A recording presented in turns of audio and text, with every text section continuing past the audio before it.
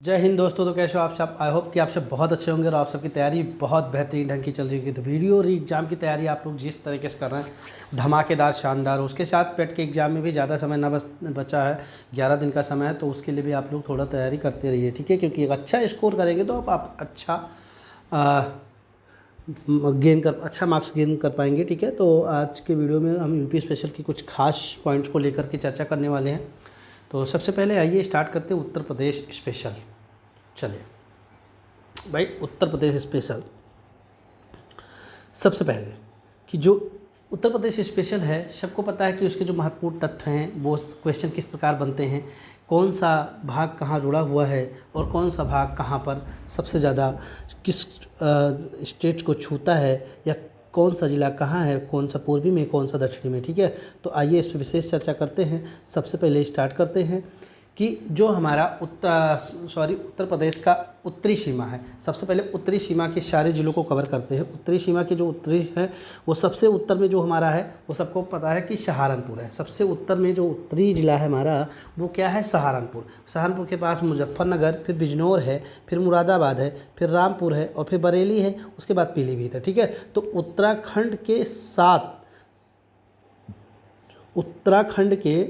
7 जिलों को ये टच कर रहा है। जो हमारा उत्तर प्रदेश का उत्तरी भाग है वो उत्तर प्रदेश का उत्तरी भाग सहारनपुर, मुजफ्फरनगर, बिजनौर, मुरादाबाद, रामपुर, बरेली और पीलीभीत जैसे 7 जिलों को यह उत्तराखंड के बॉर्डर को टच करते हुए निकलता है, ठीक है।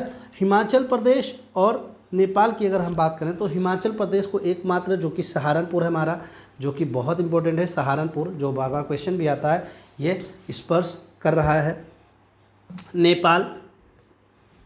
नेपाल को 7 ज़िले, जो कि एक पीलीभीत है, एक लखीमपुर खीरी है, एक बहराइच है, एक श्रावस्ती है, एक बलरामपुर है, एक सिद्धार्थनगर है और एक महाराजगंज है। तो ये 7 ज़िले ऐसे हैं जो हमारे एक राष्ट्र को स्पर्श करते हैं, ठीक है। ये एक राष्ट्र को स्पर्श करते हैं। जो दिल्ली हमारी है वो हमारी एक यूटी है। क्या है वो? हमारी एक यूटी है। और यूटी, गौतम बुद्ध नगर, गाजियाबाद, 2 ऐसे ज़िले हैं जिनको वो स्पर्श कर रही है, ठीक है। चलिए आगे बढ़ते हैं।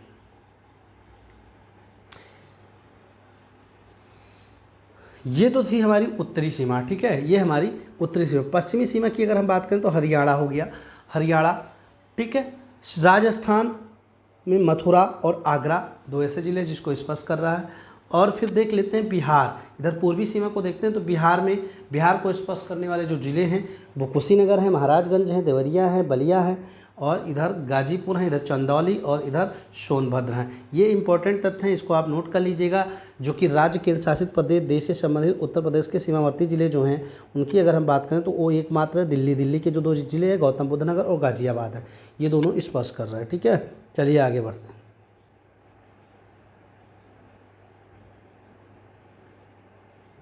हाँ, उत्तर प्रदेश के वो महत्वपूर्ण ज़िले जो सबसे ज़्यादा, अगर आपसे क्वेश्चन आ जाए कि सबसे ज़्यादा, चाहे वो पूर्वी हो, चाहे दक्षिणी हो, चाहे पश्चिमी हो और चाहे वो उत्तरी हो, सबसे ज़्यादा ऐसे कौन से राज्य हैं जिसको उत्तर प्रदेश के सबसे ज़्यादा ज़िले स्पर्श करते हैं, तो वो 11 हैं। कितने हैं? 11 हैं। कौन कौन से किसको स्पर्श कर रहे हैं? तो वो एमपी को आगरा हो गया, इटावा हो गया, जालौन हो गया, झांसी हो गया, ललितपुर हो गया, महोबा हो गया, बांदा हो गया, ठीक है, और चित्रकूट हो गया, प्रयागराज हो गया, मिर्ज़ापुर हो गया, सोनभद्र, ये सारे के सारे जो ज़िले हैं वो एमपी को टच कर रहे हैं, ठीक है, मध्य प्रदेश को स्पर्श कर रहे हैं। छत्तीसगढ़ को एकमात्र ऐसा ज़िला जो स्पर्श करता है वो है सोनभद्र। कैसा है? सोनभद्र है। चलिए आगे बढ़ते हैं थोड़ा सा। अब हम चर्चा कर लेते हैं थोड़ा सा ग्रीष्म जून। हाँ, ग्रीष्म जून पे मार्च से लेकर के जून तक हमारा ग्रीष्म जून होता है, जो राज्य का मौसम होता है। पारा की बात करें तो पारा आपने देख ही लिया है कि पारा इस तरीके से कैसे होता है, अक्टूबर से फरवरी तक। और वर्षा जो होती है वो जून के अंतिम सप्ताह से अक्टूबर तक कैसे हो रही है, ये इंपॉर्टेंट है, इसको आप ज़रूर देखिए। चलिए आगे बढ़ते हैं। ये देखते हैं, ये इंपॉर्टेंट है। सीमावर्ती प्रदेश, केंद्र शासित प्रदेश, जो कि बात की जाए कि कितने ऐसे हमारे उत्तर प्रदेश राज्य को स्पर्श करने वाले ऐसे कितने राज्य हैं, तो कितने हैं? 8 + 1, 8 + 8 सॉरी 8+1 मतलब 8 हमारे राज्य हैं और एक हमारे केंद्र शासित प्रदेश हैं। ठीक है, तो ये है इम्पोर्टेंट, ये देख लीजिएगा कैसे कैसे ये स्पष्ट कर रहे हैं, ये भी देखिए। हरियाणा स्पष्ट कर रहा है भाई साहब, हरियाणा स्पष्ट कर रहा है। हिमाचल प्रदेश किसको स्पष्ट कर रहा है? वो सहारनपुर को कर रहा है। दिल्ली गौतम बुद्ध नगर एंड गाज़ियाबाद। ये देख लेते हैं राजस्थान, यहाँ राजस्थान है, यहाँ हमारा एमपी है जो 11 जिलों को स्पर्श करता है। भाई कितने जिलों को? 11 11। या उत्तराखंड है जो कि 7 जिलों के साथ हमारे स्पर्श करा, 7 जिलों के साथ, ये 7 हो गया। ये भाई साहब ये भी 7 हैं, ये 2 हैं, ये 2 हैं, ये 4 हैं और ये 11 हैं। ठीक है, ये 11 हैं। भाई साहब बिहार को भी 7 स्पर्श करते हैं, 7 जिले हैं जो स्पर्श कर रहे हैं, वो इस इलाके की तरफ है, वो ध्यान से देखिएगा। और अगला है झारखंड और फिर छत्तीसगढ़। तो छत्तीसगढ़ को एकमात्र जो कि हमारा लटका हुआ है, वो कैसे लटका हुआ है? वो इस प्रकार लटका हुआ है, आप देख सकते हो, ये देखिए, जिसका नाम है सोनभद्र। सोनभद्र बहुत इंपॉर्टेंट क्वेश्चन है, बहुत ज़्यादा तरीके से आपको यूटिलाइज मिलेगा इससे। चलिए नोट में भी देख लेते हैं, नोट क्या कह रहा है। कह रहा है कि उत्तर प्रदेश की सीमा को स्पर्श करने वाला एकमात्र देश नेपाल है। जब भी क्वेश्चन आए कि ऐसा कौन सा देश है या ऐसा कौन सा राष्ट्र है जो उत्तर प्रदेश की सीमा के साथ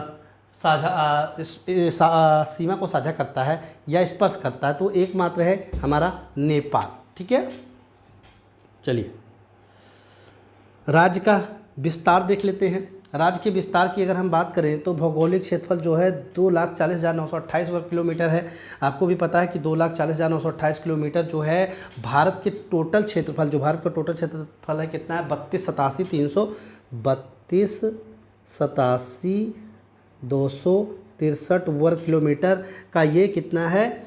ये उसका 7.33 भाग है। ठीक है, 7.33 भाग है। और कुल क्षेत्रफल जो है 2,40,928 किलोमीटर है। इनकी बात करें अगर कि किस तरफ से किस तरफ की तरफ हैं, तो इनकी जो पश्चिम से लेकर के, चलिए बता रहे हैं, इसको भी बता रहे हैं, पहले हम इम्पोर्टेंट देख लेते हैं।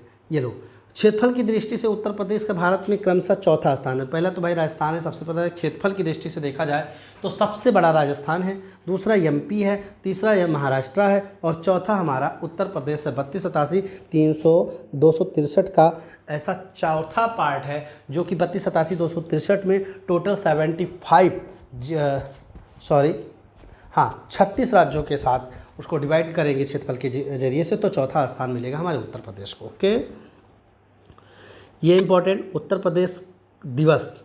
ठीक है, तो उत्तर प्रदेश दिवस 24 जनवरी को मनाया जाता है। 24 जनवरी को उत्तर प्रदेश दिवस। राजकीय चिन्ह क्या है? तो राजकीय चिन्ह हमारा मछली, ये एक उत्तर प्रदेश सरकार का एक वृत्त है, वृत्त में मछली है और तीर धनुष है।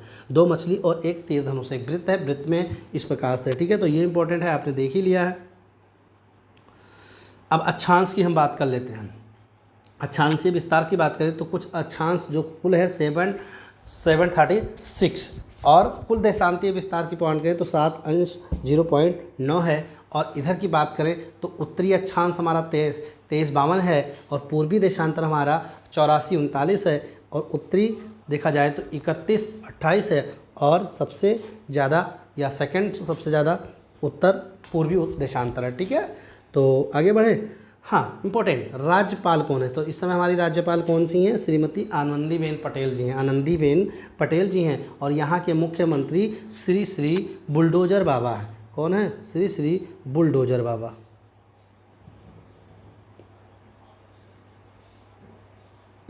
बुलडोजर बाबा जिंदाबाद। तो ये है हमारे बुलडोजर बाबा। ठीक है, वन की स्थिति देखा जाए तो यह ISFR के अकॉर्डिंग इनकी जो होती है रिपोर्ट, वो ISFR के अकॉर्डिंग होती है। चलिए थोड़ा सा आगे बढ़ते हैं। आगे ये बढ़ते हैं कि जो राजकीय पुष्प हमारा कौन सा है? वो प्लास है। ठीक है, प्लास है। और राजकीय पक्षी जो है हमारा वो कौन सा है? राजकीय पक्षी हमारा कौन सा है? तो वो हमारा सारस या क्रोच है। सारस या क्रोच है, जो कि ये फिगर बना है, आप इंपॉर्टेंट है देख सकते हैं। पुष्प की साइज़ कैसी होती है, पुष्प कैसे होता है, ये भी आप इंपॉर्टेंट के देख सकते हैं, ये देख ही लीजिए। ठीक है, आगे इसी में आगे बढ़ते हैं कि राजकीय भाषा हमारी कौन सी है? तो 2 राजकीय भाषाएँ हैं। एक हमारी